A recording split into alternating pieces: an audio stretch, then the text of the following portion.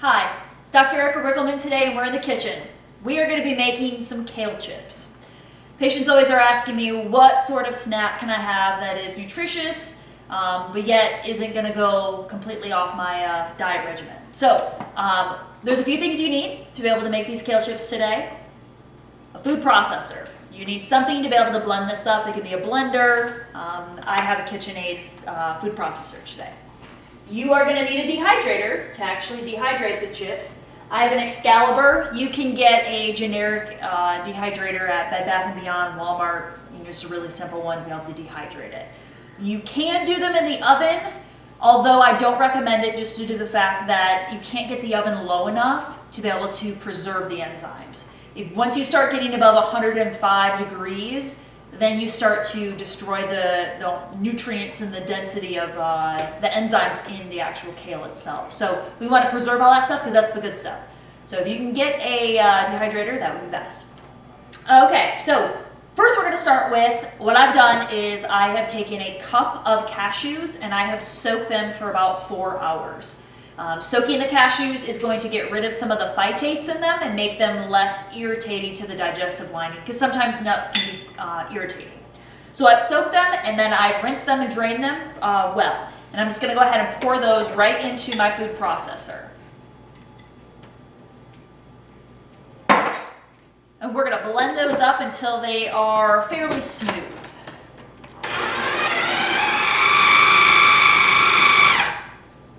All right, that looks pretty blended.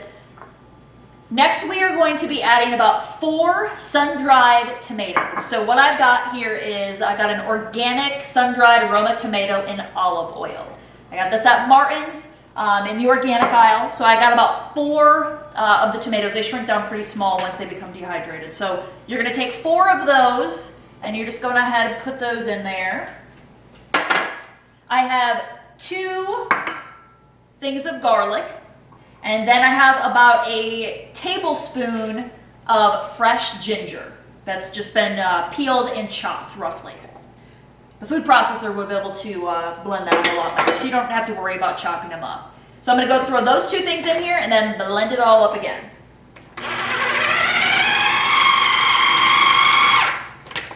All right, now we got a good paste going on. Next, we're going to be adding the juice of half of a lemon and 1 tablespoon of apple cider vinegar. You want to get the organic Bragg's apple cider vinegar or any sort of organic. You don't want the pesticides in those apples. So just go ahead and pour that in there. Then I'm going to take half of a cup of coconut oil. You need a good oil base to be able to coat those chips.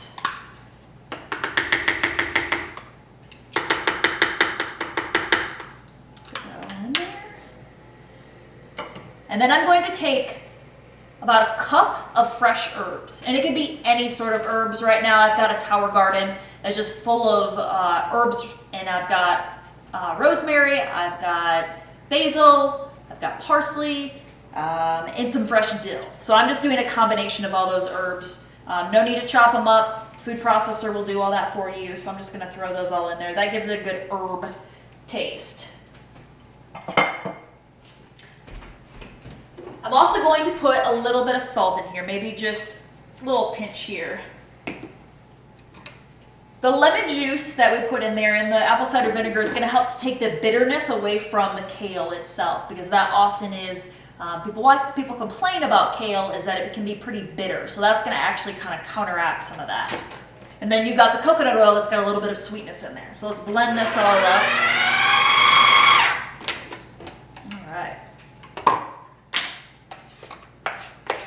Everything looks like it's mixing really well.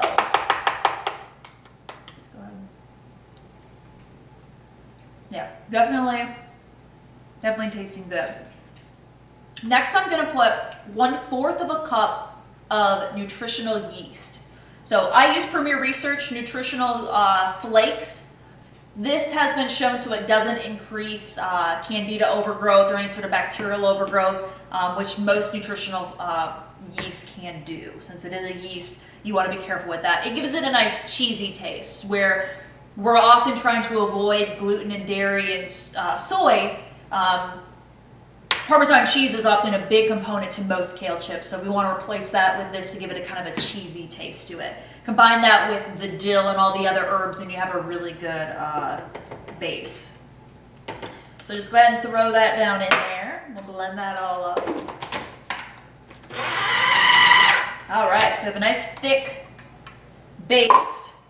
So what I've done is I earlier took a bunch of kale, I rinsed it, and then I used my salad spinner to spin all the water off of it. And then I cut it into little pieces. So what I did is little bite-sized pieces. You don't have to worry about being exact because once you get all the stuff on there, dehydrated, it's going to shrink down a little bit. So you don't want too small, but you also don't want too big either. So this is what I got. We want to start getting the enzymes going in the kale, and we want to start breaking down a little bit. That'll help to dehydrate a lot better. So I'm just going to take my hands and just kind of work the kale to release some of the cellulose component of it and get those enzymes kind of working, since we will be preserving them in the process. All right. Then we are going to take our mixture and we are going to pour that over our kale and mix that all up really good. This sauce can also be used on zucchinis, vegetables. You can put it on, rice noodles. So it's a really good base sauce that you can use for, a lot of other things. All right. So we're just going to kind of mix these around. You want to get every piece coated. I have also taken my trays for the dehydrator and I have lined them with parchment paper so that we can go ahead and put these right on there so they're not falling through the cracks or anything. So they stay right on the sheet. And I'm going to be dehydrating, like I said, at 105. Usually it's going to take somewhere between 10 and 12 hours of being in the dehydrator so they're nice and crisp. Don't worry about overcrowding them because they will definitely shrink. I'm probably going to use about 3 trays today. And you can do all sorts of different combinations. If you want to use walnuts instead of cashews, the different herbs that I was talking about you can use. If you want to just use all basil, you could definitely do that. You could do roasted red peppers instead of tomatoes if you wanted to. So this recipe is very versatile. You kind of use what you like. If you don't like ginger, don't use ginger. Sometimes you use turmeric. All right, we are back. These have dehydrated for a little over 12 hours, about 12 and a half hours. You want them to have a good crunch so that they break apart, they're nice and crunchy. You don't want them soggy. Once you start to store them, if they have a little bit of moisture in there, they all will get soggy and you definitely do not want that.